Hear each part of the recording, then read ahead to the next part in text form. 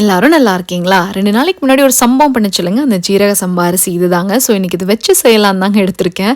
So அன்னைக்கு சொதப்புனதுலேருந்து என்னால வந்துட்டு அதை யோசிக்காம இருக்கவே முடியலங்க சொல்லப்போனா. அதுதான் உண்மை.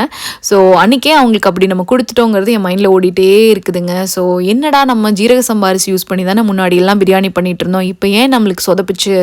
ஸோ என்னால பண்ண முடியலையாங்கிறதெல்லாம் யோசிக்க ஆரம்பிச்சுட்டேங்க. ஸோ எங்க வீட்ல அவரு கேட்டாரு, "நீ நெறைய ரெசிபீஸ் பண்ணியிருக்கியா? அத நெறைய பேர் ட்ரையும் பண்ணி சூப்பரா இருக்குன்னு இருக்காங்க. சரி இதுலேருந்து இப்போ வெளியே வரணும்னா நீ என்ன பண்ணணும்?" அப்படின்னு கேட்டார்.